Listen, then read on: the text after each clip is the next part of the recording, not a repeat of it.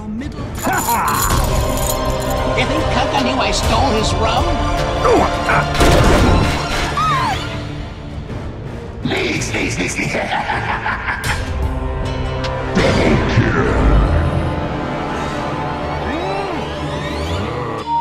Watch my head!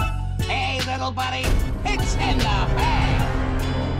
Xpad, best odds for esport and live betting. Unique gaming lines for all esport disciplines including Dota and CSGO, casino and live dealers. Highest payouts, 100% bonus on your first deposit. Everything's better with Scepter. Oh, yeah! radiant victory.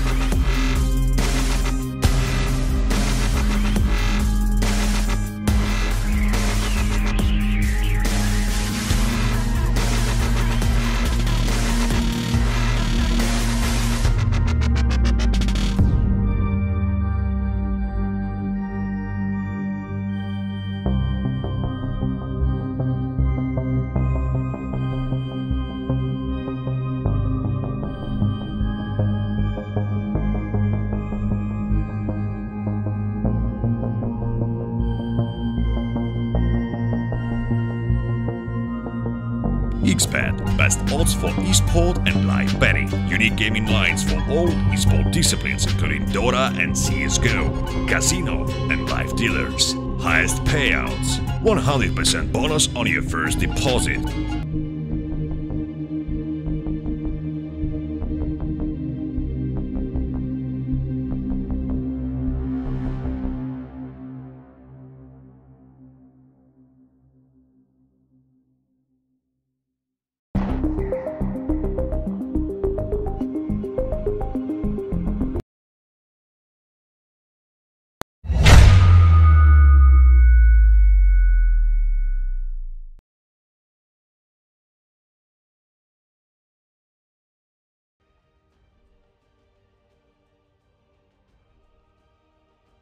Hello guys, and welcome to the Prodota Cup by Smashcast TV. We are here in the second match of the day to watch Ultimate Esports face off against Happy Feet, as they will be fighting for that place in the best of two, seeing who can make those 2 points and go home happy.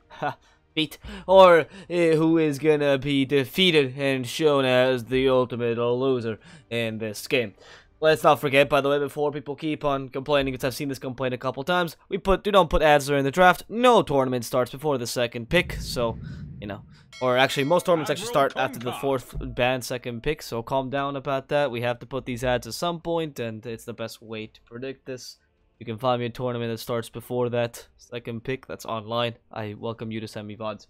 That said, guys, we're here in the Ultimate Esports for Happy Feet match, of course, sponsored by XBet, who offers the highest payouts and the best odds for your favorite Prodota Cup matches. Go bet on XBet and use code BOUNTYX for a €100 deposit for free. And of course, my name is D Swordfish. I'll be your caster for today. Let's get right into the draft. Earthshaker, Jakiro, Underlord picked up by Ultimate Esports, Happy Feet, the Lich, Necrophos, and Kunkka. Odd combination of the Lich Kunkka. I mean, I guess okay. Usually you want to combine the Kunkka with another stun, but this is an odd combination because you have one clear lane support, Lich. Or, well, lane support, not necessarily a... I guess it's not a ganker. He offers you a lot in lane, but never a ganker. You combine that with someone that can, yes, stun from a very long time, from a very long period away, but it's not really good lane support. So Kunkka relies much more on kills. Well, that's interesting. That is interesting. I like that. Okay, so we have the Kunkka that relies mainly on kills, right? So, in this case, the Kunkka would combine better with something like a Shadow Shaman, for example, hell, a Lion, something like that actually allows you to get the kills, as opposed to a Lich, which is more of a passive support in the early game. You have an odd combination of passive and active supports in the early game. So, right now, the idea is, I guess, to secure the early game by any means possible, get a bit of killing potential, a bit of teamfight potential, take advantage of the stunts of the Kunkka, and, of course, a simple lane with Necrophos. Yep. Works out for them.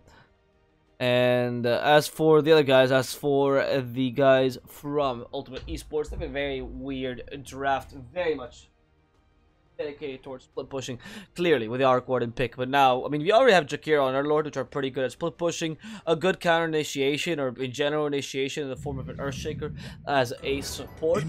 Decent lanes, honestly, because none of these heroes are particularly weak laners, neither is, I mean, Ultimate or... and none of these heroes will really lose the lane against Happy Feet by too much, and most will get what the items need.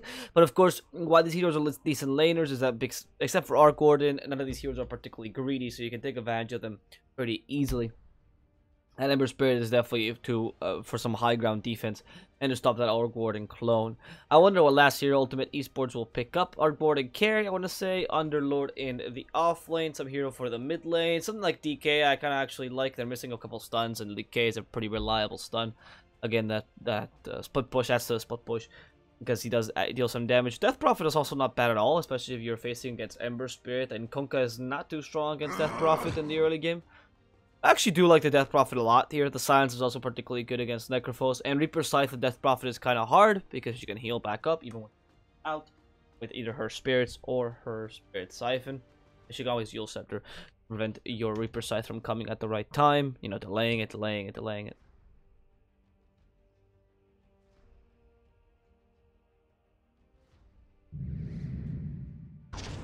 And Happy Feet will pick up at Mirana as the last pick. Okay, Mirana carry. Not the biggest fan of this, to be perfectly honest, but just been buffed recently. Highest agility gain in the game, so that's a factor to be considered. And she's not particularly weak against anything Ultimate Esports is running. That is again, I don't like that pick at all. Actually, you side the Ember. I think I was just more like, I see Ember, I pick OT because it works. But Death Prophet and DK worked much more with your strategy here of kind of split pushing. Now you have a weird, I kind of want to get to late game, but you don't have much of that, you know, high ground defense. If things don't go well for you, your lanes are okay, but you don't have much ganky potential either. I suppose OT does combine well with Earthshaker to set up the Fissure Stun, and you could stop Ember very much in the early game, but there's definitely that Jesse Vash will join Yaj here in that mid lane. Happy Feet with the Verona also gets a lot more killing potential that Kunkka can take advantage of.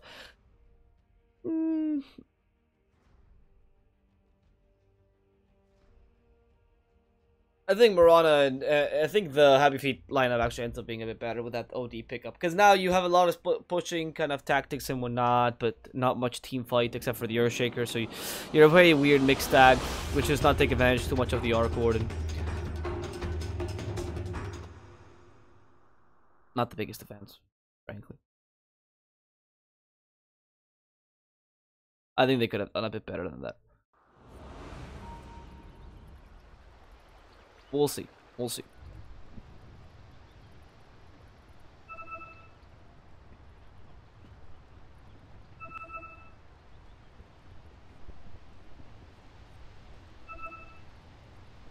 Lag this thing. Lag. Okay. Oh, seems like they're gonna go. I mean, the favorites coming to this game by a lot is Happy Feet. There are some of the favorites coming into the tournament themselves, right? So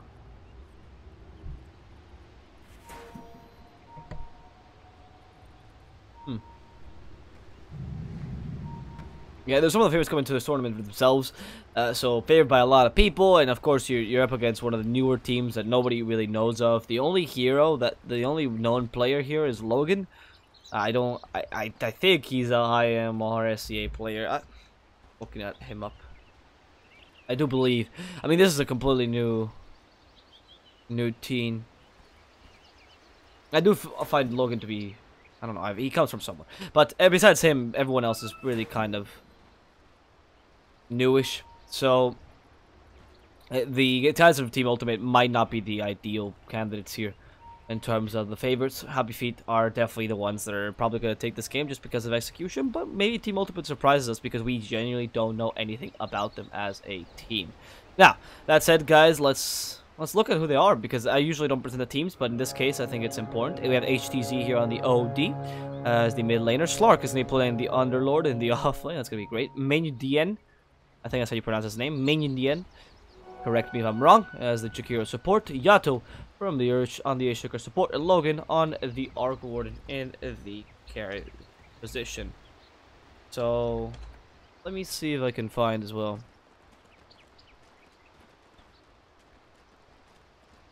No. They're Indonesian, maybe? I don't think that's them. I want to see what country they are from, because I don't have this information like readily available. Oh no, they're not. They're Vietnamese. Oh, they're Vietnamese. Interesting. So they're Team Ultimate Esports, also known as. Okay, but they're Vietnamese. Okay, that's interesting. First Vietnamese team that we have in this. No, we used to have another one that was 4, 5, 7 productions, but they were not too good in the tournament, and now we have Team Ultimate. Okay, Ultimate Esports rather. Let's see how they do. Representing Vietnam. That country used to have some pretty good Dota players back when the gods were up, but it lost a lot of its former glory. I don't know if Dota's played a lot there, to be honest. I have no clue. But it is a country that doesn't have the greatest anymore. Oh, you did get the first blood though. The greatest Dota players anymore. That was Earthshaker Fissure with a Necrophos that wasn't paying attention. Yep, that thing he was doing is just like me, not paying too much attention. As in the top lane, Yash is being harassed heavily. Interesting, they don't want to run the Interesting, I want to run the Ember in the mid lane against the OD. I suppose it's just too clear a win, and the Mirana can still do well against him because she has a pretty high range. I can see the point of that. I do still think that. I mean, yeah, I guess if you don't want to get hit too much, but it's not like the Ember does too well against the Underlord, so they're really prioritizing Mirana's farm here, I think. Or maybe just putting a bit of pressure against Underlord. The lanes do seem pretty well for Team Ultimate. Joel's now fighting alone against Slark, and look how much damage he deals. That's against a guy that has 4 armor. Imagine a guy who has 0. It's just too easy to cancel it.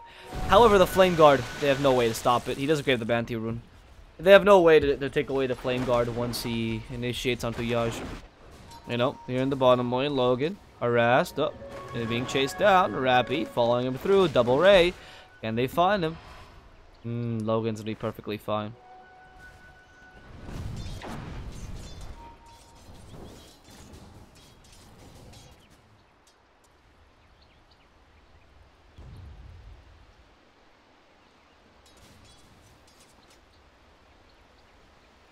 But Joe's trying to find this courier that the Bulldog is just completely destroying him. Anyway, here in this top lane, Yash actually, his Flame Guard can be cancelled by the Dual Breath and that Liquid Fire. Now we see Jules coming in, or just walking in to help ban her. They don't know Yato is behind though.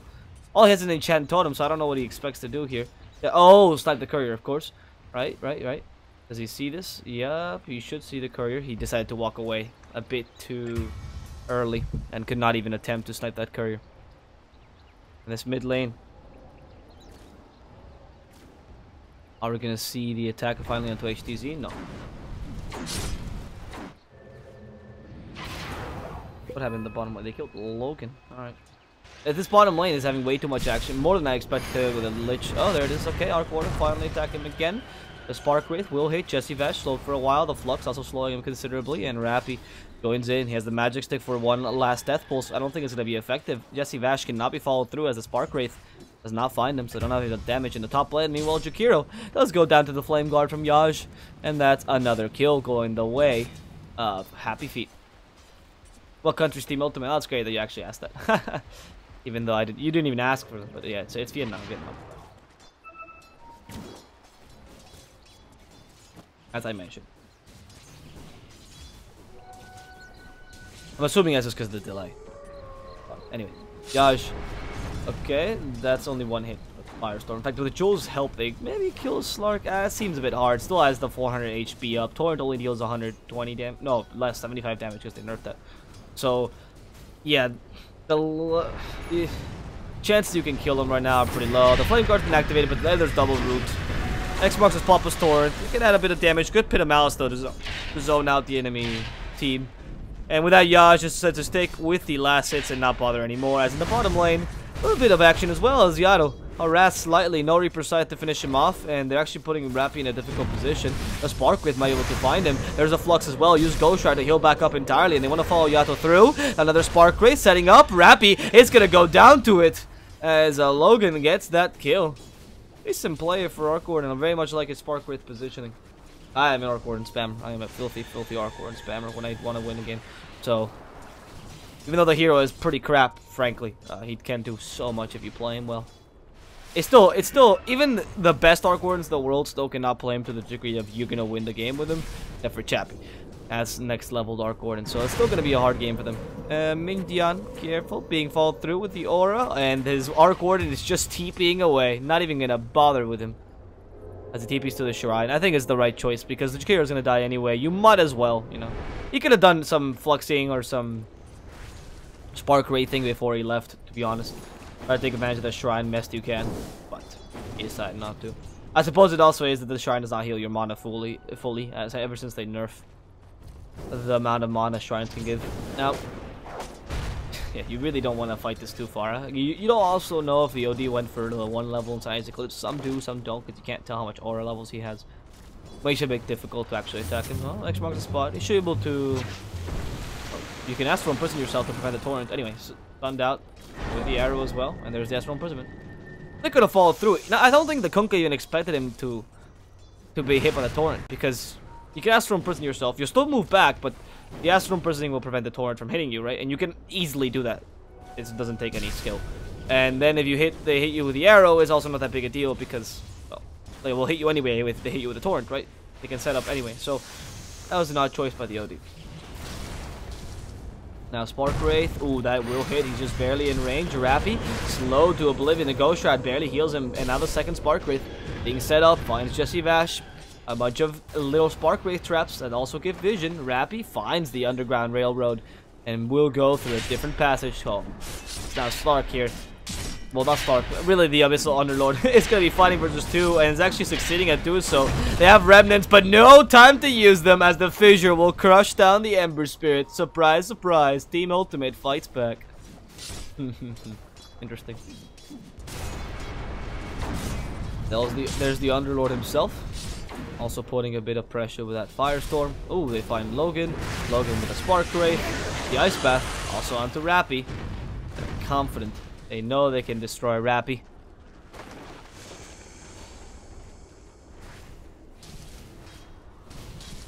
But they weren't confident enough, apparently, because they couldn't. That's the big issue. Now Yaj comes in, finds Slark, the Fissure. Ooh, Yaj is stuck on the wrong side. Well, on the right side for him, as he does 3 Remnants and quickly destroys Slark. Meanwhile, a Torrent finds the Earthshaker. Yato stuck in a bad position and no more Pit of Malice to help him out. The Ember tries to get back his mana as Jules himself just wants the Torrent. Maybe even next marks the spot. They have a way to stop him. The ultimate chase as we see Jakiro dying in the bottom lane. A fantastic Fissure where actually sticks them in. Yato using that tree to his advantage. And they are just obsessing over that bounty but not actually finding that kill. Yato might be able to make it out alive. Uses the scan for safety. Wait, who used that scan? Oh no, it was Happy Feet. Why did it not trigger when Yato walked in it? Okay, whatever. The X marks the spot, though, is now available. So is the Torrent.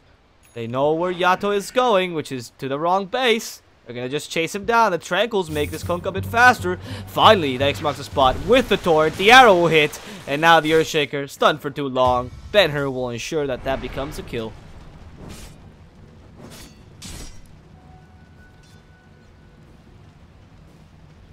Oh, there's a bunch of great Arc Warden players. I'm not saying that there aren't. It's just that even if you have the best Arc Warden players, you can tell how weak that hero is because they don't win 100% of the time. He's a hero that has such a high skill level that you would expect him to just be amazing, you know, if you play him well, like you do with Meeple, for example. As long as Meeple is not countered, mind you. Or other heroes of the sort, you know.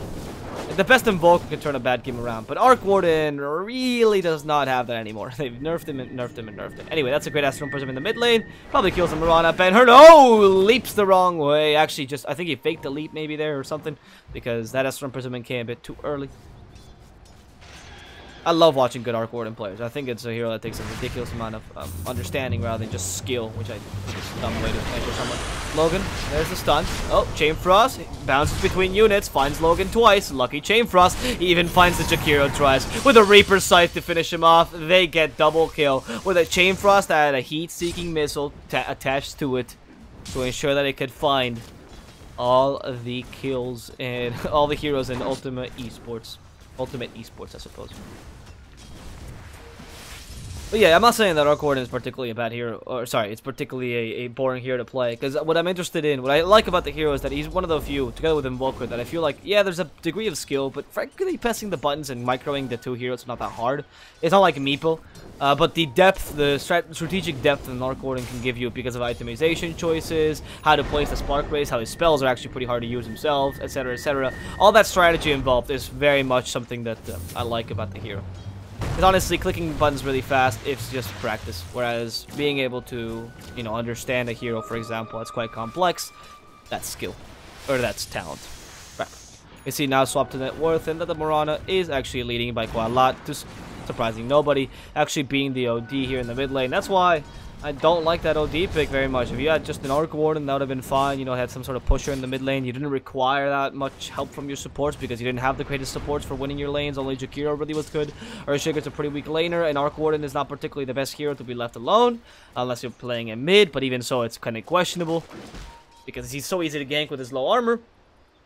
And Spark Wraiths are the only thing he has to defend himself, which takes quite a while to be used. Once he gets at level 6, he can probably fight against anyone alone, but as a carry, you really don't want to leave him alone in the lane. So, overall, what I'm saying is that Team Ultimate had this great strategy that kind of got ruined by an OD that relied on winning his lane, because OD does that, and did not.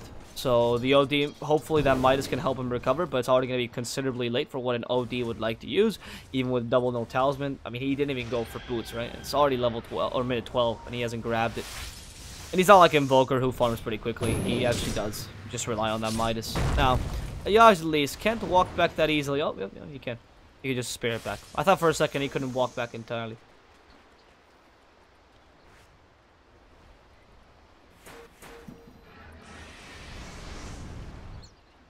And yeah, I agree. There's some things about Arc Warden that seem a bit unfair, and especially without coordination, I think it's really hard to play. But when you have a team that coordinates, I think he's a hero that's very much designed for competitive play. He seems very unfair to play against him in a pub environment, but in a competitive play, like that hero is different, you know, because you can coordinate to stop his clone pretty easily, and the bubble's not being really effective. And even if you're pushing against him, all you have to do is split push a bit and destroy his clone. It's like Meeple, right? You play against them. People always think, oh, it's just Arc Warden's broken. No, you have to play against them. You pick the right heroes, you know. If you pick the wrong heroes against Meeple, he's gonna win no matter what, too, right? Nobody complains about that. So it's more of knowing what to do. You can always pick MKB as well to counter him, which is something that people always forget, but it stops the whole 100% evasion, as it's considered evasion. MKB does work on towers. A bunch of little things I just love, little nuances that Arc Warden has. Now, the mid lane, oh, they're gonna find this poor OD. Oh, that is a good ass from Prism. Whereas the Torrent already used it, wasted it actually. So HTZ now fighting versus 2 and revitalized. The Mirana with haste doesn't want to commit too much to this, as that could purge off the haste. A little Spark Wraith actually comes for a small purge. So. Good. And Yato, careful. Torrent will find him. The arrow, not a. Oh, okay, that was a terrible X mark the spot combo. The arrow also misses. Everything misses. The Echo's uncommitted. Reaper Scythe just to stop Yato's initiation. And now Ben-Hur manages to survive just barely as the Chain Frost bounces between everyone. Fantastic. The Searing Chains ensure the Jakiro kill. And the Torrent will stop the Arc Warden's clone, giving some extra gold to Mirana. Works wonderfully for the guys at Happy Feet. 180 extra gold in addition to a good amount of experience just by killing the clone. Woo! And on top of that, you got 2 kills out of that. That's fantastic. Yeah, they were just supports, but you stopped the enemy team from, well, being effective for quite a while, because now they can't farm so safely. Your team barely had to sacrifice too many rotations. It was just the supports, really. Whereas the Ember came in just for a second for the Searing Chains. Actually got some gold out of those kills, etc., etc. You almost took a tower down. Happy Feet is playing pretty well. He's playing really well, actually. And the Ember himself is actually Trial Boots. So he's going for Trial Boots build first, as opposed to the Veil of Discord first. He's farming really well, so it makes sense that he's just going to pick up the Trial Boots. He's one of the few heroes that can take huge advantage of early Trial Boots, much like the PL. I think he's trying to get the aura to kill him, just to brag.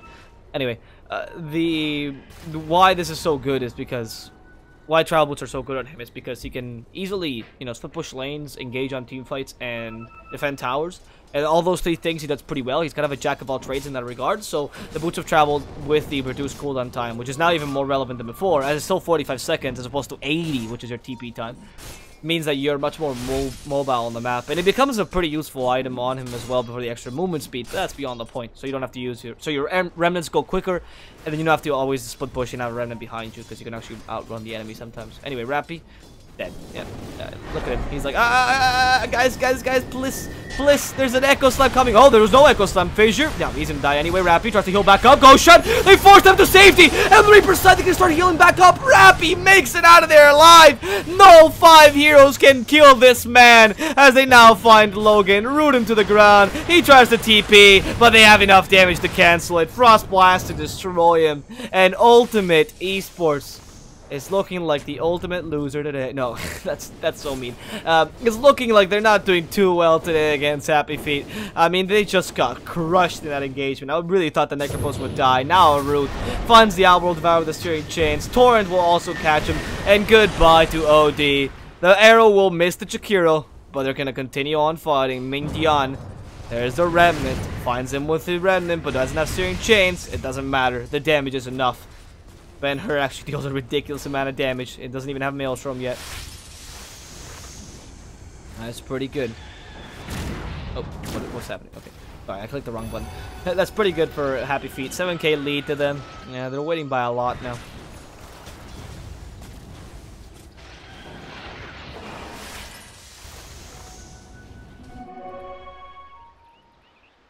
Now Konka. We'll find Yato here in the bottom lane. X marks the spot. Hello, Yato. Let's join. Let's get you to the Dead Club. You know what makes you join the Dead Club, Yato? Yeah? Can you guess it? X marks the spot. We'll find him again. Brings him back. Searing Chains. They're not. Oh, they're gonna commit it. Alright, there it is. Goodbye. Little Aura Shaker. There's no way he can make it out of there alive. He doesn't even have the Blink Dagger. What I love about this, though, is they're canceling his Blink Dagger timing, which is pretty much the only team fight ability that Ultimate has. That Pit of Malice is pretty good, but not good enough to really... It's okay, but it's not good enough to be your only team fight. Whereas you're fighting against a Kunkka, which is a great amount of team fight and a great amount of initiation as well, together with Lich as well, as Chain Frost is very good at spreading out the enemy team. That's the bbest part about it. It's really hard for this team to actually spread out, because you want to fight in chokehold places, and we'll talk about this in a second, what that means. Okay, you want to fight in chokehold places because of how great Spark Wraiths are, and Fissure as well, when you're fighting in very narrow places, but the Chain Frost completely punishes that style of play, which is one of the reasons why Chain Frost is picked up so much. It's fantastic, actually. And the Jakiro also likes chokehold places, so very narrow places, so his skills are very effective. Even the Underlord, because of his Pit of Malice and how it works, you kind of want to use it in a place where they have to walk around it many times. So you should be winning in terms of the zone out game. That Chain Frost does a complete opposite. Zone you out itself and force you into different positions of fighting.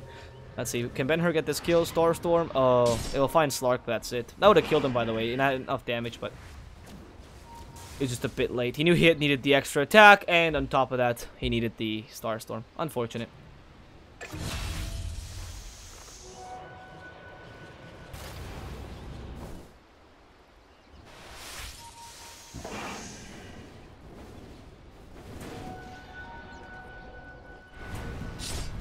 Slark.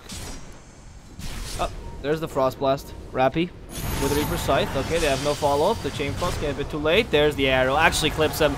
Goodbye to the... Ooh, OD! Look at that Astral Imprisonment. Underlord will not die just yet. In fact, saving with the Hood of Defiance, he's just gonna die to the aura from Rappy. HTZ came in for nothing as he falls down to the HF power here. Happy Feet will take a tower to boot, because why not?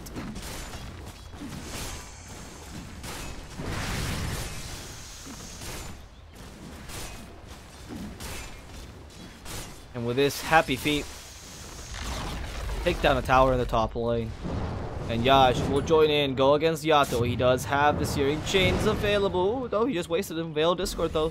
He's going to start burning slowly. Can you feel your skin burning? Okay.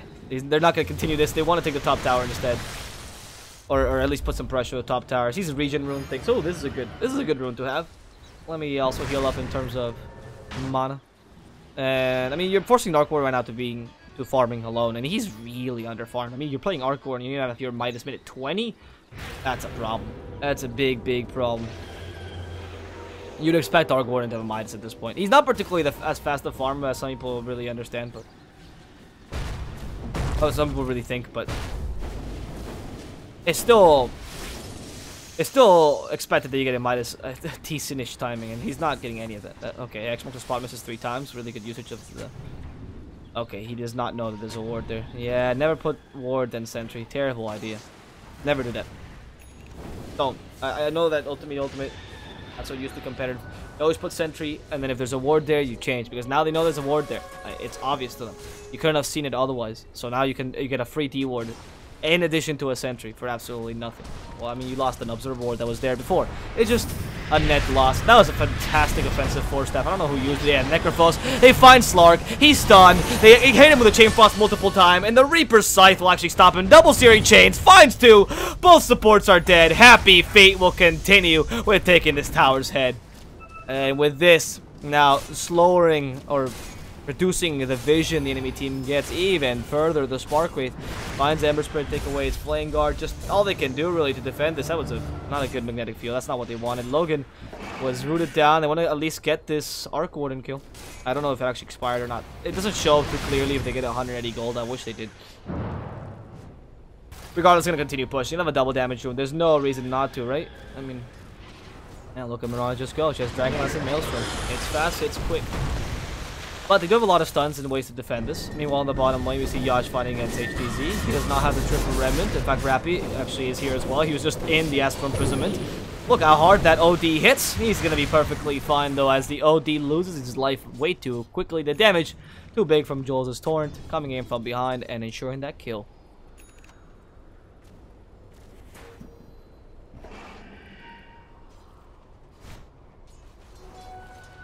Meanwhile, from Kunkka's side, an Aetherland's being built up. Not the most common item on Kunkka, especially as first item. Usually we see Force Staff or Blink Dagger earlier.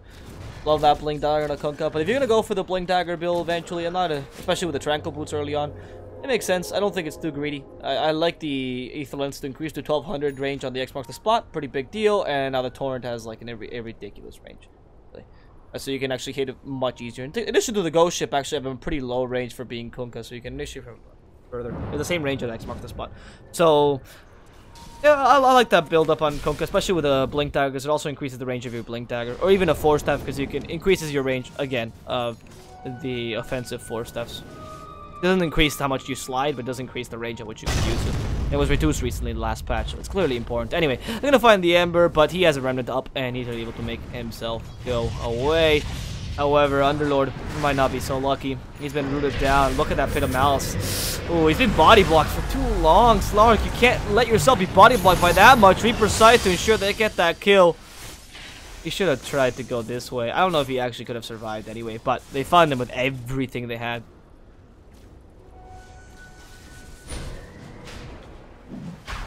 Now Rappy is going to get a pipe next, and they're going to go for Roshan. Quick, easy.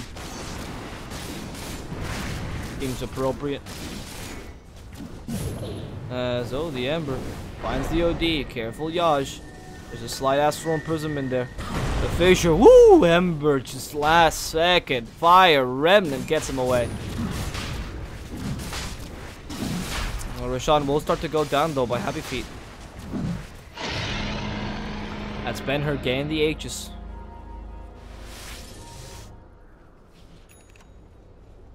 With a pipe coming out for Necrophos. That's good. Okay, that pipe is finally finished, which means that he's going to be able to stop a lot of the damage on the enemy team now. A bit more than they would otherwise. Mjolnir coming out on Marana.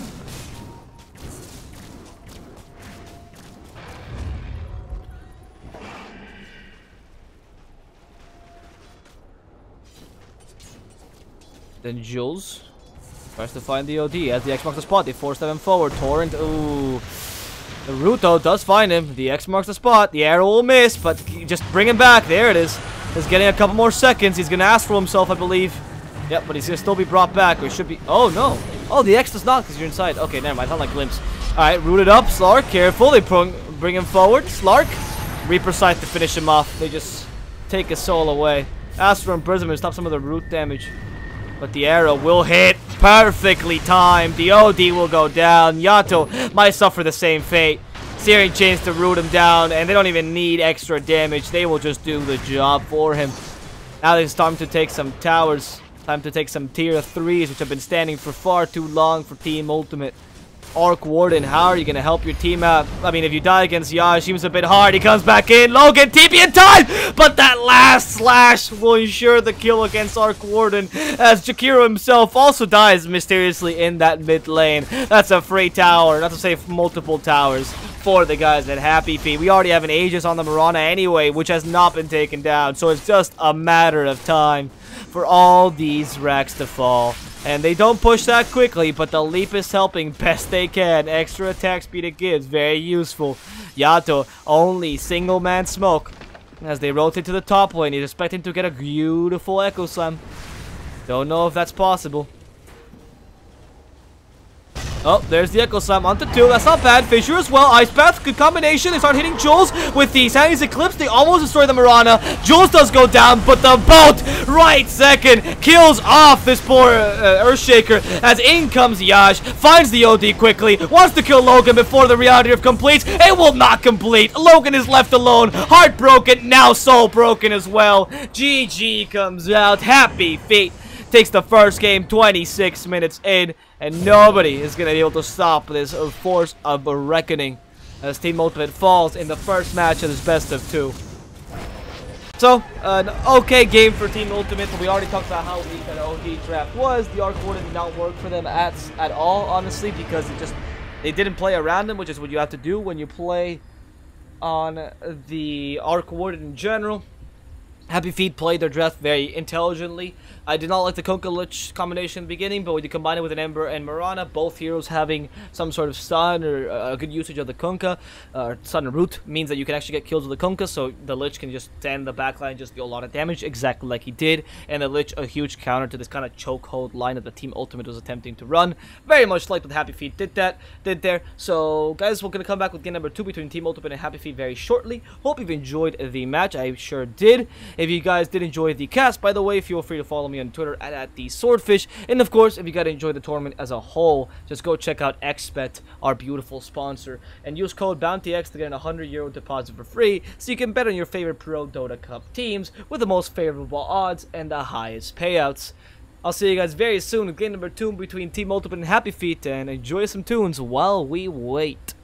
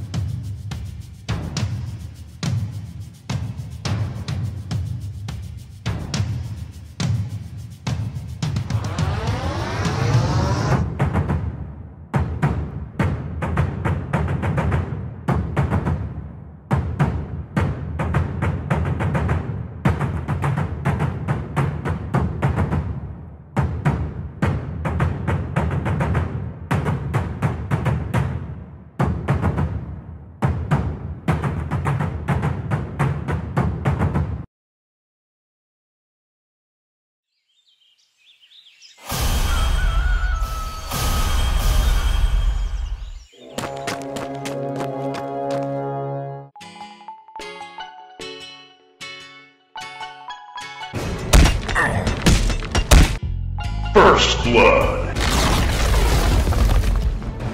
Your middle You think Kunka knew I stole his rum? Double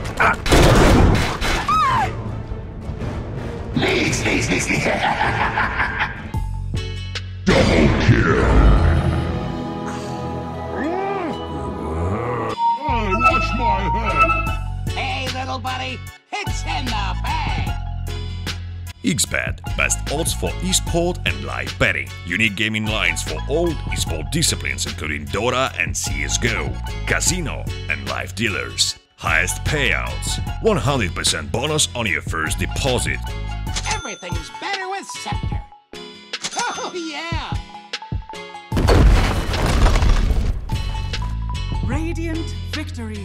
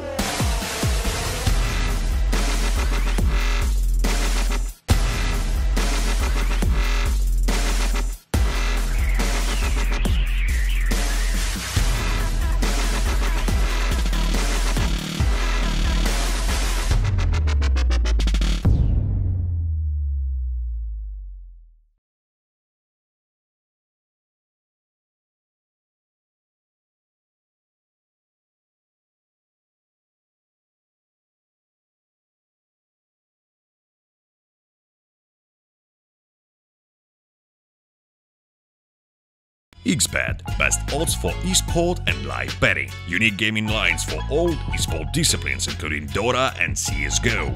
Casino and live dealers. Highest payouts. 100% bonus on your first deposit.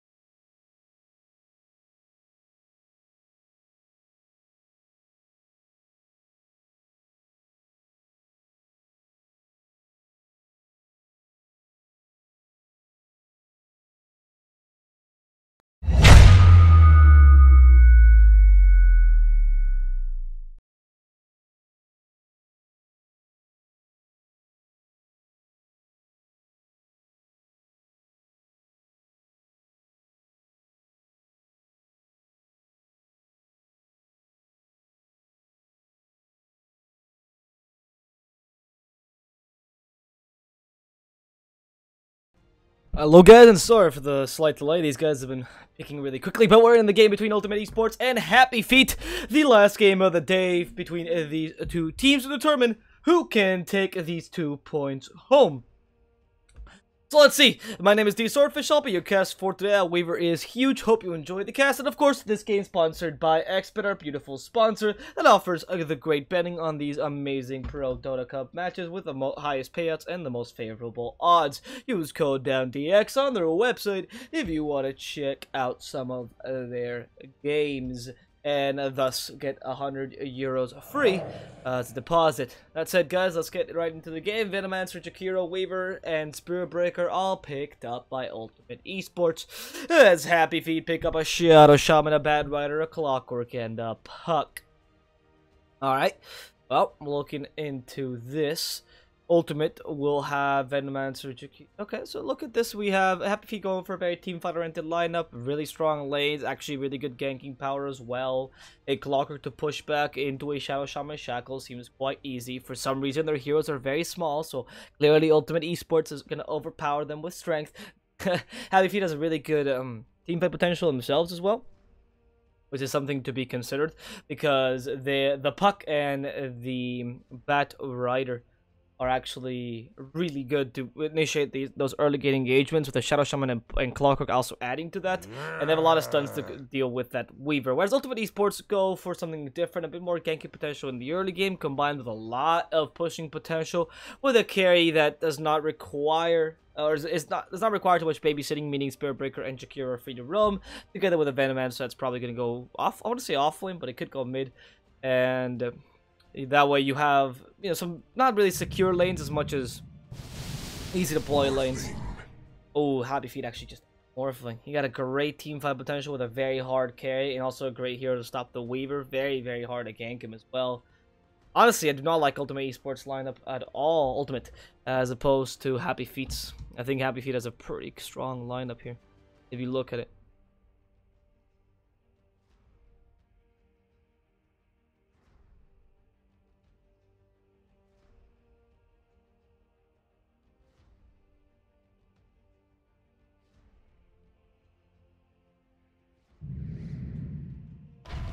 Templar Assassin. Templar Assassin for Ultimate Esports here.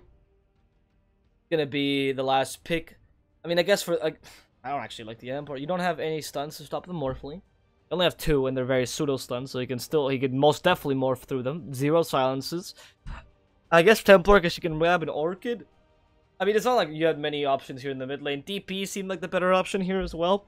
A lot of silence for the Morphling, a lot of physical damage the Morphling has a hard time preventing, because of a nice combination of both physical and magical, so you take advantage of the Morphling's morph, putting him in a difficult position no matter what, and Clocker can't gank you either. Honestly, Death Prophet again. Ultimate Esports doesn't seem to be thinking about that.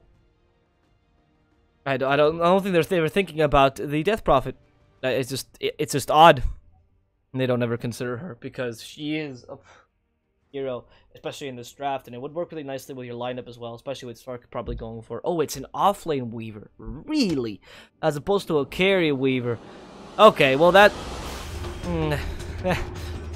What to say there?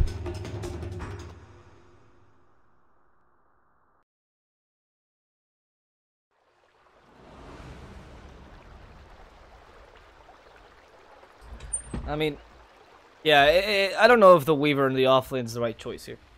I don't know if he's even going Weaver in the offlane. Sorry, that's my rune spots. Oh, it doesn't let me actually use it. So you have what, a Venomancer? Seems like he's more suited to the offlane with those boots, right? Rather than going to the carry lane. Weaver does bring a lot of healing though, probably. Okay, we'll see.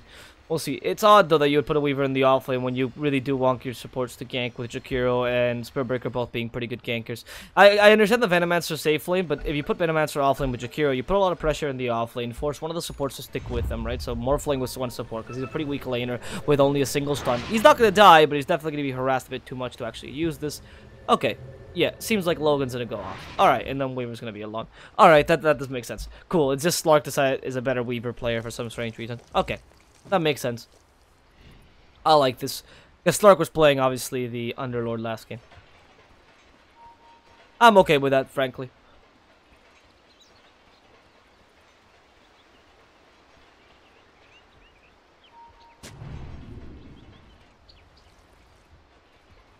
Now here, Jules. Oh, Tranquil Boots. Nope. Not gonna find him.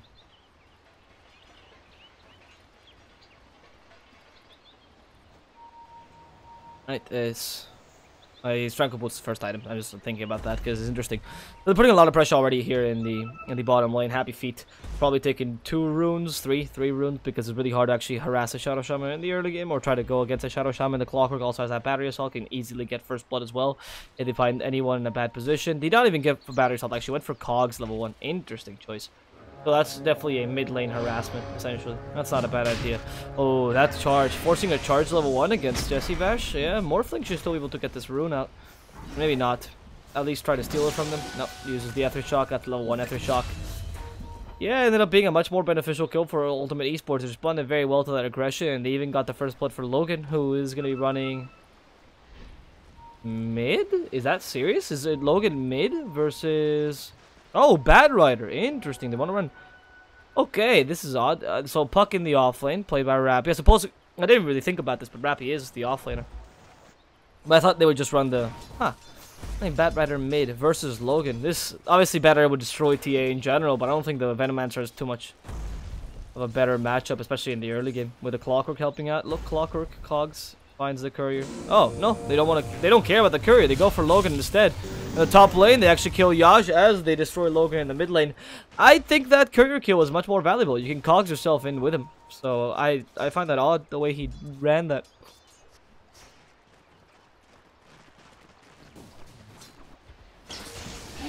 In the top lane, we see another charge from Yato. We'll find Jesse Vash slowing him down with dual breath as well. And like I said, Yaj, very weak laner. You can put a lot of pressure onto him easily. And the TA, it's only level 1 Sideblades and already gotten 2 kills on Shadow Shaman. Maybe you have to start considering playing it more defensively here.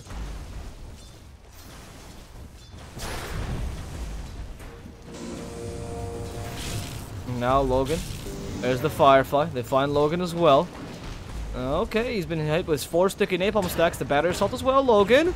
Little seizure for him. Little seizure. One last hit by Ben-Hur. They can't find it. And Jules is now being charged down. Yato, look at him go. Wants to get that Q onto Jules. The Battery Assault is stopping Yato for a couple seconds. But the Cogs, ooh, they push back Logan. Venomous Gale barely misses the Poison Sting. Is going to be enough damage to kill Jules. They do have a ward now up in the high ground. They just wasted a whole ward just to get this kill. If Jules gets out of here alive, this would be legendary for this Clockwork. Another Cogs, and nobody is stopping Jules today. Oof, that's oh, he's actually gonna commit suicide. Well, that's fine. You just wasted a ward in a position that's not useful for you at all, just for the sake of getting this kill, and you don't even get it. That's 6 minutes. The early game wards are the longest, because the 6 minutes in the early game are much more important than any other 6 minutes ever in the game, in terms of how much happens in those 6 minutes and how much pressure you can put up, and because it all leads to your setup items or your basic core, and that's very important to grab.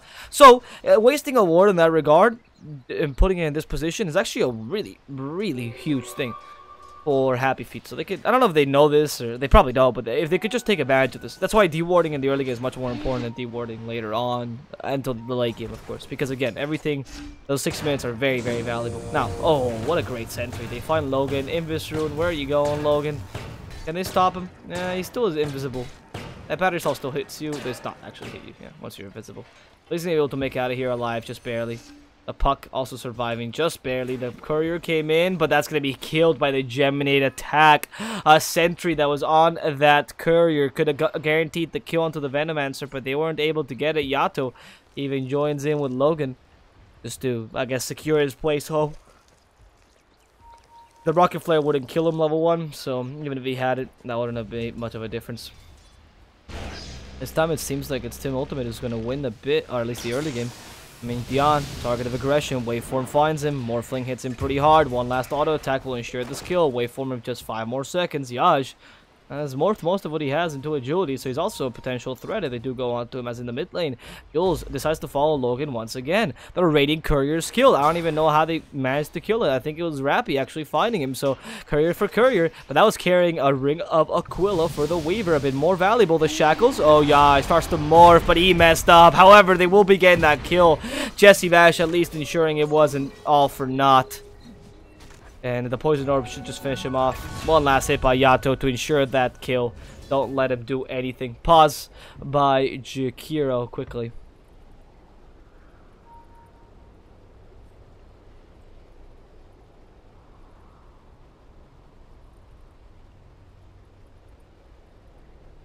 Thanks, Lockbox, for talking about the guys at...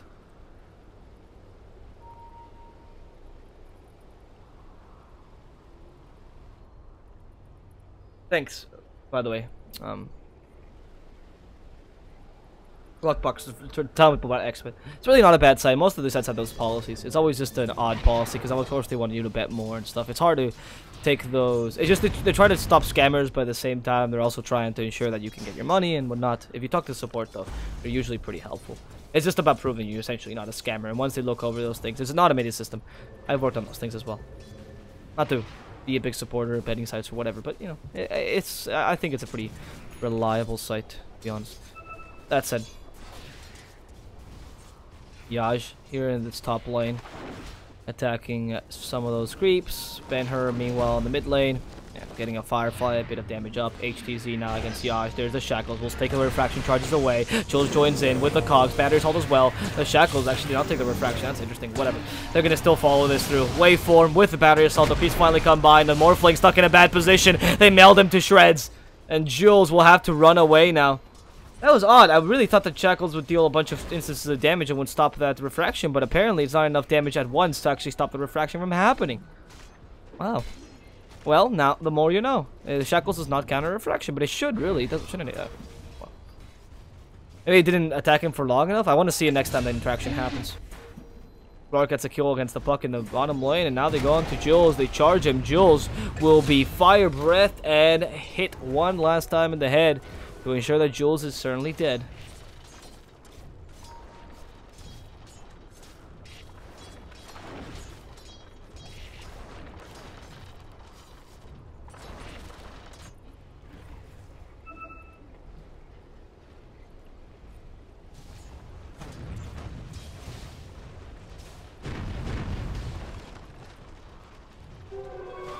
No. In the mid lane, another rotation, this time trying to find Ben-Hur, who's been doing really well, and the only person that's actually been last-hitting properly this whole game. Which is good to see. I mean, at least obviously for Happy Feet, because at least Ben-Hur will get a quick Blink Dagger and even go for a Drums Blink Dagger build. He did go for a bottle, so I guess Drums are out of the question a bit more. You want to go for Blink Dagger pretty early, take advantage of your Bat Rider. But he also went for an early Lasso, which is not as common anymore.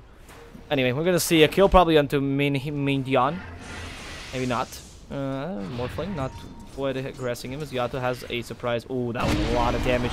The charge finds him, tries to morph, waveform to get him away, still has the magic stick. She'll be able to survive this liquid fire just thanks to that magic stick. And it salves back up. Woo! Morphling survives another day. Good. As the TA has been bullying him a lot in lane. He has not been doing too well. He's pretty much support Morphling at this point, and oh, in they go. Another charge. Yash, why are you playing so aggressively? They're gonna punish him yet again. HTZ getting that kill. And Ben-Hur's like batting away to the rescue, trying to find HTZ. He comes to the Firefly, sticky napalm. That gives him vision. HTZ can't even TP because the lasso will stop that from happening. And this Templar Assassin will be stunned out, dragged in, and destroyed. As in the bottom lane, Rappy, suffering the might of Slark, has no illusory orb just yet, but they are charging him. I mean, the charge is pretty much just to give vision. Rappy has to use a phase shift, but does not use it in time. Could have at least tried to jaunt to prevent some of the damage, but did not phase shift because he did not see the attack animation from the Weaver, I can only assume. Another mistake by Happy Feet leading to their death. The Puck at least is pretty well farmed, all things considered. He's actually beating the Weaver. But you really got to get some farm up for your Morphling, and Yash decided to finally rotate to this mid lane, saying, fine, if I can't find farm my own lane, I'll find some farm in the mid lane. Why in the hell, what is going on in this lane? Oh, we'll talk about it in a second, but Rappy, okay.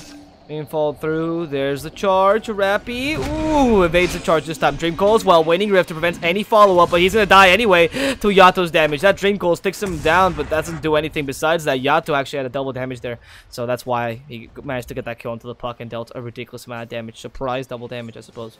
Should have really come out. I guess, yeah, coming out on Dream Coil was the best thing you could do. Anyway, I think the TA offlane here was a good idea, by the way. Not really offlane, but aggressive dual lane with the TA, because TA counters Morphling pretty heavily. And the Puck TA is not really true. Okay, wait. It's not such a hard counter as people think as often. Anyway, Hex finds the Spirit Breaker, still has double damage. Now Shackles, goodbye to double damage, and goodbye to your life as well. As it may be burned to a crisp by the Firefly from the Bat Rider. Yeah, it's not like TA counters Puck that much. It's more of a skill matchup. So, I see the point of running the TA against Morphling. She's really good against him. And we'll say why in a second. As soon as Dion dies, right? Because, oh, maybe not dies, actually. 4 stacks of Stick Napalm, that's a lot. 5 stacks now. And Ben-Hur stuck in a pickle. They're charging from all sides. Double pincer attack. Main Dion managing to survive for now. Rocket Flare won't help him. As Ben-Hur goes down and Main Dion survives. Just barely. That Flame Break, not enough damage. That last tick went through. It was not effective.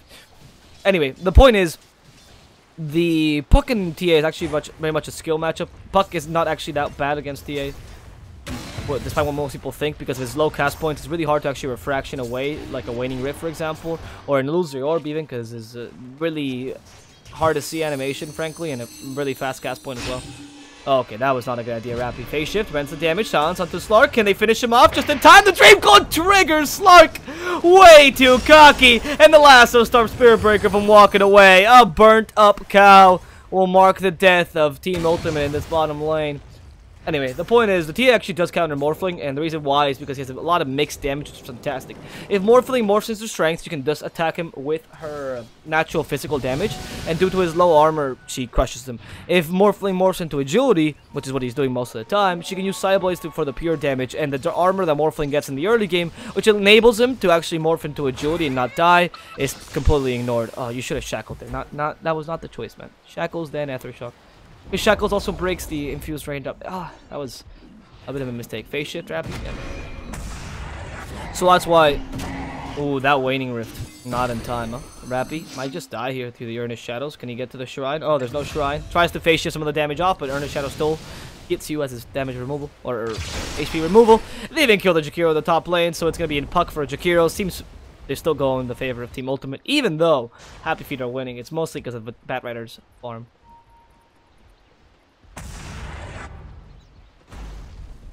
Oh, yeah. Oh, I see. Ben-Hur, you wanted him to move and follow TA. Yeah, I think that's a good idea. I agree with that, as opposed to leaving the Morphling against TA. It seemed like an odd choice there, to leave Morphling versus TA, because Morphling can also go mid. Yeah, that's actually a very good point. Oh, yeah, I see your point now, Luckbox. I confused what you were saying, but yeah, I agree. The Morphling here, she could have just moved and rotated mid against Venomancer. Morphling's pretty good against Venomancer. In fact, he's actually fantastic. So I like what Team Ultimate did in terms of rotations, but you should have mirrored more movements, not let Ben-Hur farm so much. He's not that relevant as a hero. Oh no, he's stuck. Uses the lasso, but he might be stuck in the macro pyre. Does he have enough damage? Yeah, flame break to the bottom ground. And no, you walk in the firefly, you die. Shakiro's also stuck in the high ground. What a play there. A weird play. Jesse Vesh considering the whole shackles thing and thinking maybe it's not a good idea. He might just die to the melt damage. The cogs. Ooh, no need for them as he just makes it out alive by 1 second. One last attack would have killed him. Yeah, early on is fairly even, exactly. So the puck and TA is not a counter, it's just... Yeah, it's very much a skill matchup. Like I was mentioning. Yeah, so I agree. It's not either way with a side blaze, but puck can just also harass you with a peep shooter. He does deal with this amount of damage to TA. Even with 2 levels of refraction, you're able to stop it to some degree, especially with a support rotation. That's the biggest thing, right? You couldn't rotate your supports to the offlane to kill the TA? That's odd. The only thing I'm not sure about is why the shackles does not cancel the refraction charges. Before, you used to cancel it like this, you know. There it is, just so you guys hear the snap. But now it's not the same. I don't understand exactly why. I don't know if it's because it's not enough damage or because they changed the damage instances. I'm actually unaware of this. I always thought that was the case and they never changed it, but must have been something I misread. Anyway, Rappy. Gonna be charging the bottom lane, Stark joining in. He can prevent the charge stun, so that's good. Oh, Dream Coil. Yep, that's gonna be a time loss committed already. Yato now stunned out. They should have shackles, but again, not wanting to commit to this too much. And now the puck might just die. Phase shift. Oh, thank God for the jaunt. In comes the Bat Rider. No more time loss on this Weaver, by the way. You gotta be a bit careful. She goes for the puck, and puck phase shifts just in time. Waiting Rift. They gotta kill the Weaver, and that is gonna be kill for kill. This time in favor of Happy Feet as Bat Rider goes and buys the Blink Dagger. Once they join in, the Hexed up Spirit Breaker. They don't even need the lasso. They have a Flame Break anyway to push him back, and with those sticky Napalm charges, that's going to be a dead Spirit Breaker. He couldn't even charge in time, as if that would have mattered. Good job, Happy Feet. I mean, they do lose a puck, but a hit for a Weaver, it seems like the right choice to make. 100% the right choice to make. Yeah, I get you, Luckbox. It's just a delay, so it's hard to explain to you. I'm not trying to disprove you. I'm just trying to explain the points you're bringing up because I think they're interesting. If I'm talking about your points, it means you're not dumb. That's my point. Anyway, HCZ gonna be burned to a crisp here. Hookshot misses. I don't know why these... It's the second hookshot you see, like a... Oh, by the way, let me steal that kill hookshot. You could have just saved it. There was no need for it. It was obvious, and you could have just... I guess it was to kill secure. I understand that, but if you had just saved it for another second, you could have gotten that second kill, or at least stopped the Weaver from attacking the Bat Rider or something of the sort. It's a pretty long cooldown in the spell that you're using just for that purpose. Anyway, Stark, okay, being hit pretty hard by this ball group. Yato actually sticks himself in the cogs. The Macropyre won't do much, and look at those beautiful cogs stopping everyone from attacking him. Don't stop there! The battery joins in with the Firefly. A lot of damage. Flame Break. Can he save the Clockwork in time? No, he won't. Jules will go down, and Yato, maybe not the easiest target to kill. Well, actually, for this Bat Rider, there's too much magical damage. Shadow Shaman joins in, wants to find Mean Dion. Where's the Shackles? Where's the Hex? No need for it. He's just gonna keep his invisibility intact as Ben-Hur gets that kill. No? Okay. And I use that invisibility for an Ether Shock. Meanwhile, the Weaver, finally before she gets to the Shrine, and Rappy ensures that kill happens. The Dream Coil is available. He can still... Nope, he cannot prevent any damage. But the Snakes are here with the Shackles. TA stuck to the ground, stunned out, and silenced before the puck can get killed. He just walks away with a jaunt and the waveform to finish off the TA. Yash, confident as always, just swims over this TA and drowns her in his fluids. Now Ben-Hur has a lasso, can stop Logan's TP, calmly just walks up to him, drags him out. Firefly with a sticky napalm stacks. Ben-Hur is dealing so much damage, and this is a Bat Rider we haven't seen in a while, a Bat Rider mid that's actually taken advantage of the great amount of magical damage that Bat Rider can do with the Firefly and sticky napalm. I love it. Ben-Hur is playing exactly like you're supposed to play when you have a core position taken up by Initiator.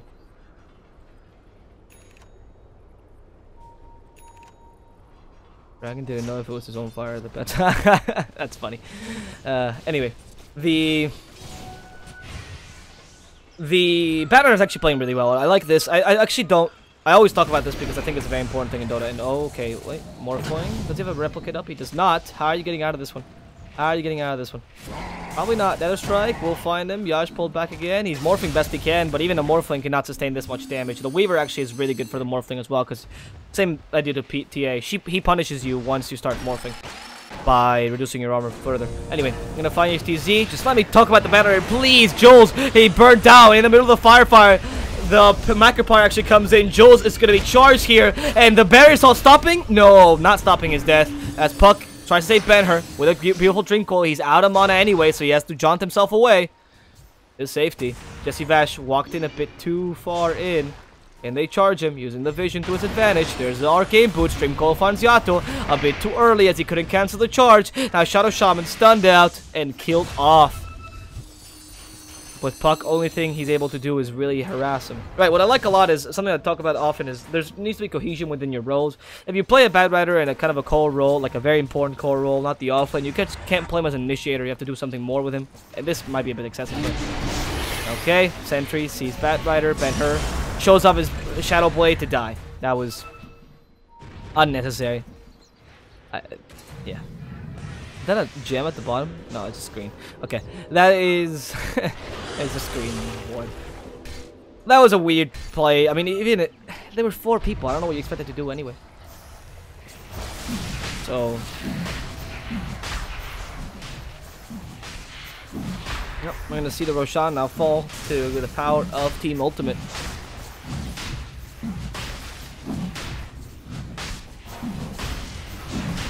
With a melt damage.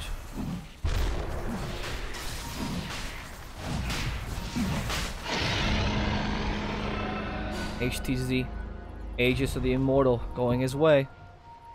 How's Yaj? Oh, careful, he's gonna try to find Lincoln. There's the stun. They find him twice, and with another strike, Yaj is gone. Goodbye.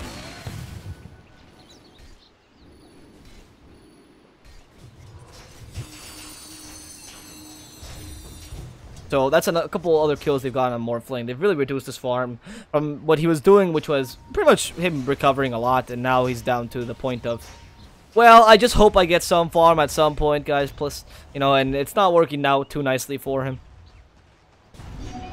Ben-Hur himself is also playing a bit too aggressively. I like the better he was playing earlier, but he needs to start initiating with his team. He's not godlike. He's a bad rider after all. There, he might just die to the Venomous Gale damage. Can you deny him? Deny him? Deny him? Deny him? He's gonna die. Oh, no, he had Magic Stick. Never mind. He believed in himself, and I was wrong not to believe in him. I did not see the Magic Stick at that point.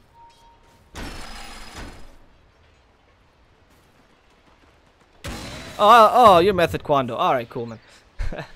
Yeah, okay.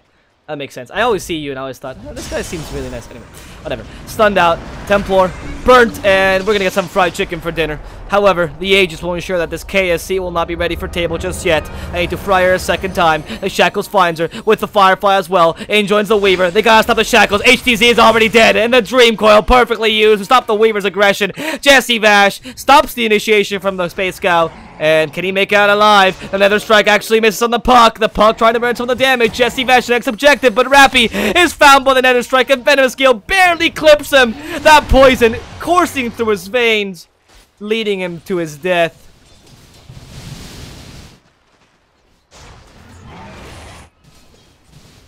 Unfortunate. I mean, I think that was still beneficial for Happy Feet, frankly, taking the TA down in the Aegis, rather than losing a Shadow Shaman Puck. A Puck already got his Blink Dagger, mind you, so... I think it was even, if anything. Morphling also got a lot of space to farm, which is important. He needs that Link. I don't even know if he needs that Link in this game. So what do you stop with Lincoln? Nether Strike and Charge? That's it. I guess Yule Scepter from the Jakiro, or Force Stuff. The Jakiro as well. Oh, good hook shot. Maybe Jules can survive this, or at least deny himself. Charge still sees him though, so I know exactly where he went. Joel's like, guys, how do you see me? Oh, I see why. I see why. Please! Dead. Anyway.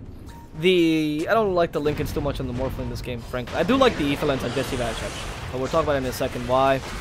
X, and can he survive this? Shackles finds the Weaver under the tower, gets the kill. As a minion suffers the same fate, Yash joins in, finally to the fray, gets the 3 cores dead, or 2 cores and a support, and Yato, fighting for his life, is going to find that it might not be so worth it, as he himself is going to be chased down and finished off with one last waning rift. That Poison Sting might destroy Rappy, so it's very important that he goes with the Shrine, even uses the phase shift. Good stuff. He gets the Yule Scepter himself. Yeah, I'm not a big fan of the Lincolns. I don't think Lincolns on Morphling is bad. Oh, good usage of the Rocket Flare. I don't think Morphling Lincolns is bad in general, but I don't see what you're really stopping here besides, obviously, the cow's movements. There's really nothing else you're stopping. I guess, to some degree, the Liquid Fire... Can they cancel? Does Liquid Fire cancel? I'm actually unsure, because Liquid Fire does count as an attack or modifier, right? So, it shouldn't cancel even if it's castable. So, even though it's a spell. Yeah, it doesn't cancel Lincoln. Or shouldn't cancel Lincolns from my understanding. I'm actually not entirely sure. Because Searing Arrows doesn't cancel Lincolns, for example. Liquid Fire should have a similar interaction, but I know that's one of those weird spells. Regardless, if that's the case, that's even worse for you, right? It's not that big a deal that you're canceling those things. And the Hurricane Pike, for example, for the Venomancer, is also not that big a deal that you're canceling it.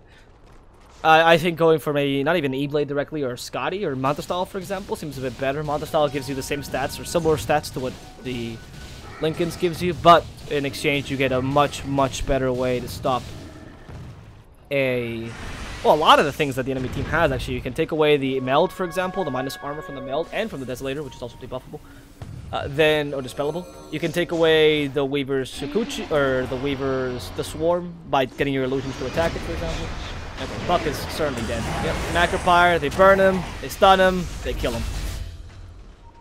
So you can take away a bunch of things, really, just being the Morphling with the Montestall, as opposed to the Lincolns, which we'll see how effective it is this game, I suppose. Okay, is this tower gonna go down? They know HTZ is here. I think they just saw him meld. Yep, they were waiting for that Hex. The Jakiro joins in. The Batterer also. With the Firefly, HTZ cannot really refract. The Cogs pushes them away, and they find the Jakiro instead with the Lasso. That's not the objective they wanted, honestly. That's just a simple Jakiro for a tower, but you waste 2 ultimates for that. Is that really the play, Cogs? Cogs? To get him out of the snakes, man. He was in the snakes. He had no way to destroy him right now, because he was just trying to fight everyone else. That was fantastic play by the Shadow Shaman. I think that was a misplay there by Jules with the Cogs. Now, as we found out, Jules sacrificing himself out of shame, dying to the Weaver. Even wasted the hook shot, by the way. Oh, interesting. The hook shot actually has the same cooldown as his death timer. Huh! Look at that, how cool. Am I not looking at both things? Yeah, I think that is. Yeah, they're ticking at the same time. Well, dying with your hook in hand. What a play. Yeah, Ultimate is really getting back into this game. I am surprised. They're playing pretty well. I also think Happy Feet are making a couple mistakes. I do like some of the itemization choices. For example, Jesse Vash's Aetherlens seems pretty good here for the Shadow Shaman. I actually very much like Jesse Vash's Aetherlens because it's going to allow you to shackle and hex from farther away and not be in the team fights often. So that's actually a very valuable asset to have. I do not agree with that Lincolns. I do think, again, the Montestall would have been 10 times better. The Bat Rider... Like, I'm okay with the itemization choices, but his playstyle sometimes is lackluster because he's playing a bit too aggressively when there's no need to do that. And now in the top lane, we actually find a Morphling that goes down again. So, that's another kill for the Morphling. If only he had a way to stop that. Oh, the Lincolns actually got triggered and nothing happened? Yeah. Right, so Lincolns does nothing if they find you in a bad position. Honestly, no item can save you from those kind of plays to begin with, but that's aside. Let's ignore that.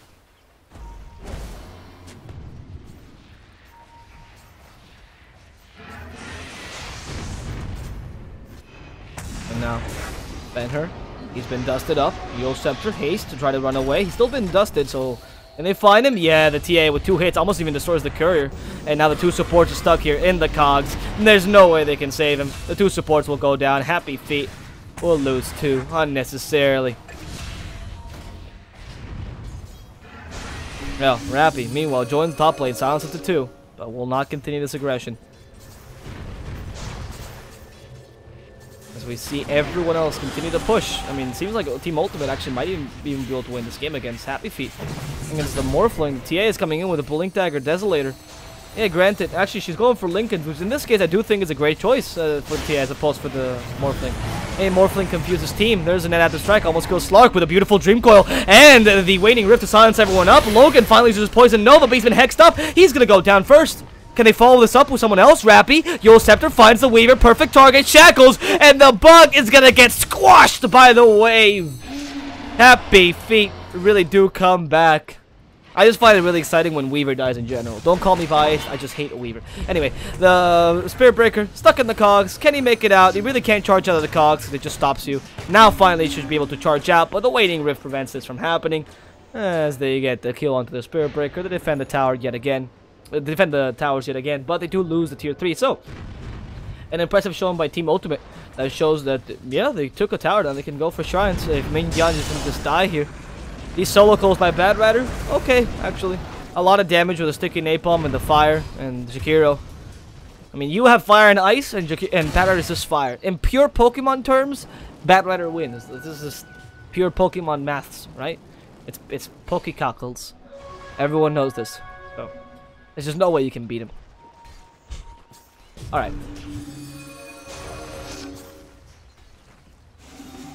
Jules.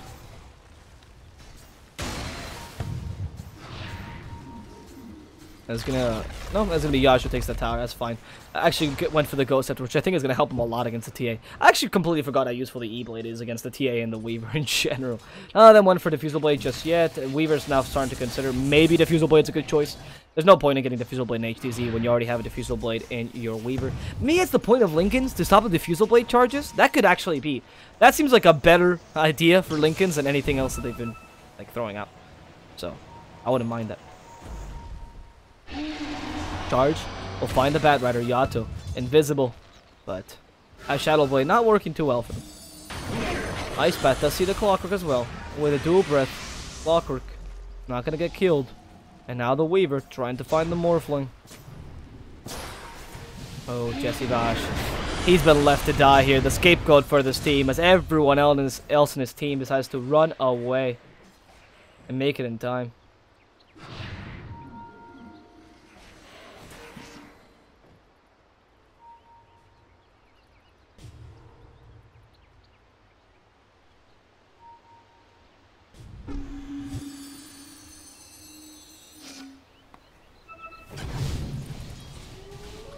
So Yaj, we'll continue with some of those E-Blades.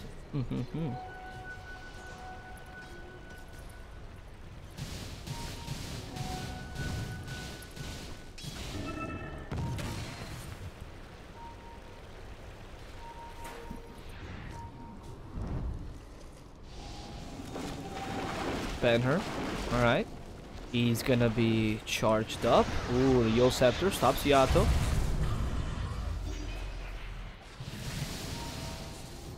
Nobody found yet.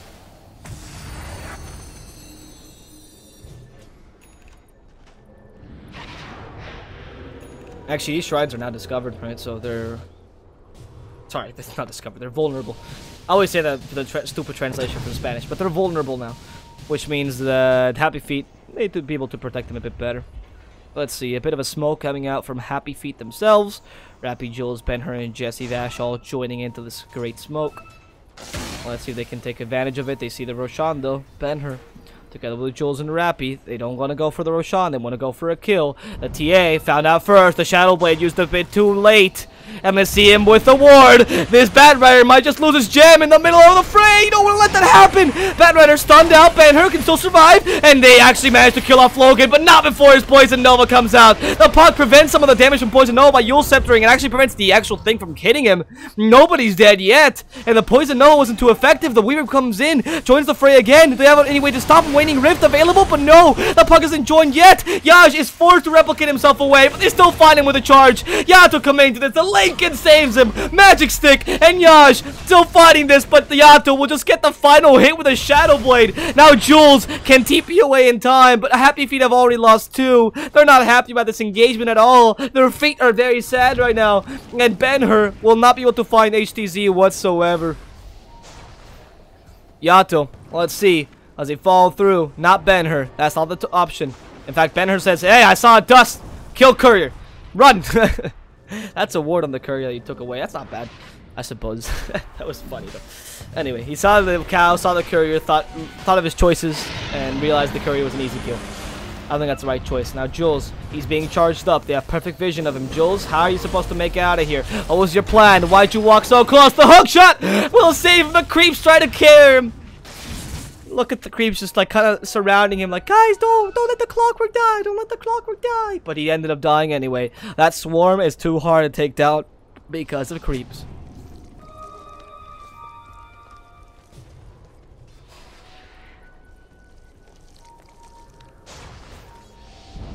And in they go. Ben-Hur. Oh, there's a Lincoln that finds the Weaver. Oh, a little bit of a charge. They do kill the White Rider. He's destroyed, stunned out, and killed off. The Poison Nova, now from Logan, hits a couple of them. But no one enough.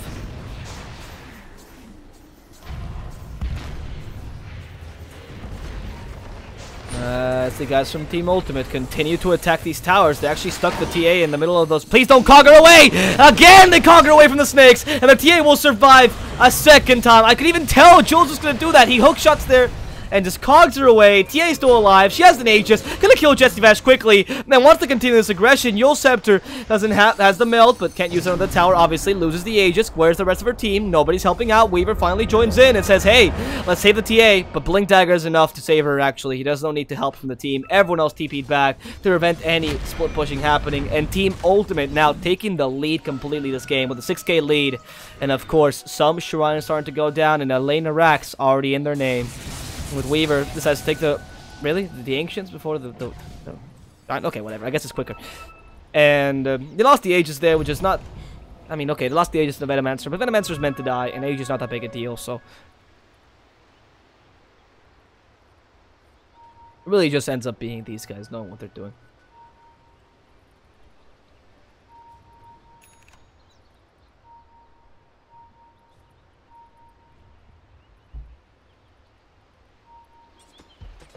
There's a slight smoke gang coming from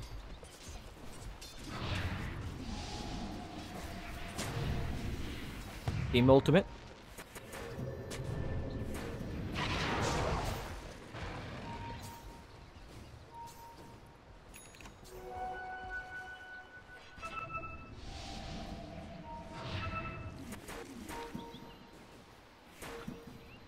With Diffusal Blade now, this Weaver, Bat Rider, oh, might see someone. E-Blade already completed on this Morphling, that might turn the tides around. The Puck, the Ice Path, misses everyone, and the Puck also decides not to hit anyone with the Ice Path, or with the Waning Rift. Yeah, that Clockwork is definitely a fake.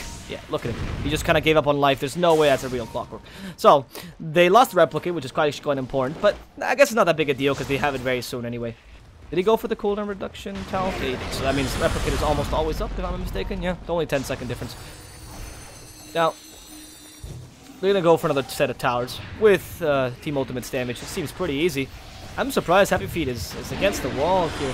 Oh, look at them go for the Puck. Yato cancels the charge. They punish his lasso. Finds the Venomancer. Kill him before he poisons. Kill him before he poisons. They got it. Wait for him. Goodbye, Venomancer. And now the Weaver, stunned for a really long time. They have to finish her off, but she uses the time lapse. That Yul Scepter came too late. However, everyone else is dead. They just kill everyone around the Weaver to break her heart, break her emotions. She has no more friends. And that's a true Dota player for you. Let's see if Slark can make it alive.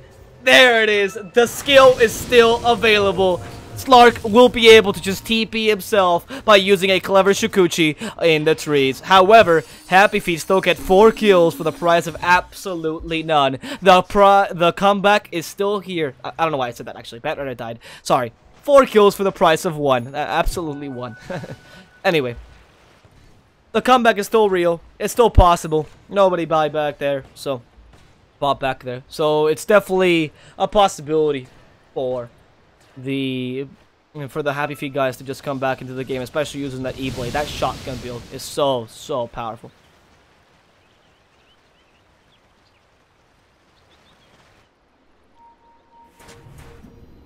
Force Staff now for this little Shadow Shaman. That's Clockwork himself, gets a Crimson Guard. Okay, Adaptive Strike. Die, creep! The face. Alright. Okay. You really hate that poor creep. Now Rappy. By the way, that Aghanim Scepter was huge. I think the Aghanim Scepter usually is... Okay, wait, ban her? Do they have Dust for him? They don't have Dust? Really? You ganked the guy with the Shadow Blade without Dust? What were you expecting Ben-Hur was gonna do? Like... Oh, he's not a mumbling idiot. He's of course gonna Shadow Blade. Carry Dust. Swearbreaker, always carry Dust. Learn from your pubs. Anyway. I really like the Aghanims pick up here on Rappy. So, Aghanims is usually picked up when the enemy has BKBs, right? And in this case, they might build them, they might not. They're not really incentivized to build them too much. The Weaver is, but besides that. So, I don't think it's that necessary to grab a BK or an Aghanim so early. But in combination with the Flame Break, when there's nobody with BKBs, especially if you go for that level 25 ability for Flame Break, I don't think they're gonna go for it. But the Flame Break itself is already good at pushing someone back, right? For the AOE it has, and that means that you get the long stun, which is 4.5 seconds. which is a considerable stun. That's an RP in the form of a Dream Coil, which is a much larger AoE. Especially with people that like moving around, like a Weaver or a Venomancer or a Templar Assassin. It's really easy to push them away. Hell, even a Force Staff will do the trick most of the time. And getting that long stun, as we saw that last team fight, was crucial at stopping the Weaver from doing any damage. I actually very much liked what Happy Feet is doing in terms of itemization. But, yet again, they are still losing, and it's still Team Ultimate who has the lead. The matter is, how long will they have this lead for? You are fighting up against a Morphling, and your only heroes are the TA and a Weaver. The Weaver is okay, she has not gone for the Diffusal Blade just yet, so she can't compete with the Morphling in the late game, by any means. And though the TA is, again, a really good hero in the early game, has not decided to go for the Orchid just yet, so it's been a while, and oof. She's really not that great in the late game due to her deplorable stat game. Look at her, like she can't even build jewels right now. A lasso finds her, okay. They try to kill her anyway, the shackles as well. Everyone is just joining into this TA party, and TA will go down, finally burned to a crisp, but they lost a Clockwork as a result. However, they managed to kill a Jakiro just in the backlines by accident almost. TA, ooh, buys back for this fight. And actually, no, buys back to stop the Morphling, who now joins the fray again. Morphling has surprise as she destroys the Venomancer immediately. Ben-Hur now being chased down. Slark gets that kill. Rappy, careful, actually manages to get out alive thanks to the Illusory Orb and the Jaunt. At least for now, has a Yule Scepter and a Phase Shift. Should be able to make it out. No! Phase Shift, do something! Don't let them kill you! Okay, Illusory Orb blinks away. TPs. He was perfectly planning that. All calculated. Meanwhile, Morphling himself actually went into a very hard team fight to win with that E-Blade, but he did what he could. I wonder what he's going to go for. 50% replicate damage or 400 waveform range. They're both pretty good, honestly. And the replicate damage, I mean, when you have someone useful on your team, or in the enemy team. Now, Spirit Breaker, stunned out. Those shackles last a really, really long time. Is he pulled back? Yato, how do you survive this? You can't.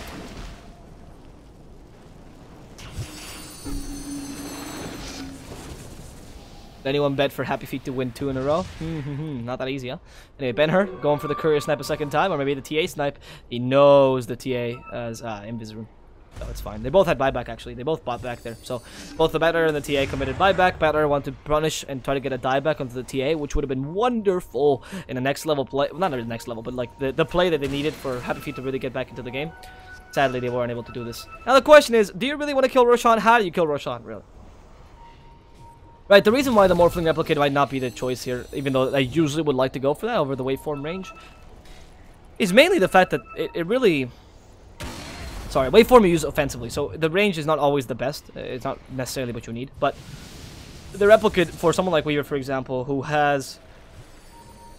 Oh, TP, surprise. Oh, Hookshot finds him! They got the Weaver. Now the shotgun. BKB committed. Slark has to make it out of here alive, but the dust hit him after the BKB, so he didn't dispel it in time. The lasso is also available. Slark, how are you going to survive this? 3 more seconds to the Lincolns. 2, 1. Lasso him immediately. Stop the Lincolns. No need for it. The lasso is not even committed there. Happy Feet get a super valuable kill. Meanwhile, Team Ultimate, run, run, run. It's time for Roshan, but nobody's going to let you take it. As the puck walks in, wants to steal it. The Illusory Orb hits a Yaj. From behind, waveform in, steal the Aegis, does not get it in time, gets stuck in the ice path. Yash just signed his death sentence. They actually can't finish him off. In comes the Batrider. They want to kill the Venomancer, and they'll succeed at doing so. Jesse Bash, stuck in the low ground, will go down. This Morphling is unkillable. Adapter strike to get away, and Ben-Hur even joins in. Still lasso available. Could stop the TA. Yash being forced at the safety, and from behind, there's still a Clockwork following through with this aggression. Hookshot finds the TA a second time. It does seem like Happy Feet will just let them get out alive for now, as Ben-Hur does not want to commit too much to this. Blink and lasso still there. Just doesn't want to use the lasso. Is this a bug? No, he doesn't want to use the lasso at all. He thinks that there's more valuable uses for it. I think it's true as well. I agree with that. They took the Aegis, though. That's why he probably doesn't want to commit the lasso, right? You commit a lot, you think you kill the TA, and she comes back in 3 seconds. Especially with a Blink Dagger to follow you through. Yeah, you don't want to let that happen at all.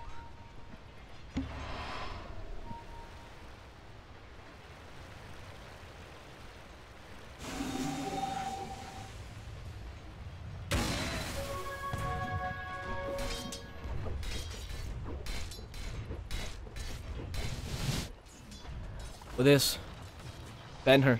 Oh, he's gonna be chased down. There's a Shadow Blade. Yato. Ooh, they do find him with the dust. Ice Path misses him, but the charge will come in, and Ben-Hur. Yule Scepter just in time. No Nether Strike for you, Spirit Breaker. No Nether Strike for you, you angry cow. Anyway, what I also want to talk about is that Weaver talent. 35% magic resistance. I completely agree with that. You're up against a Morphling, a Puck, and a Batmiter. They pretty much only have magical damage. Yeah, you can be really fast, and you can be the go for the race car.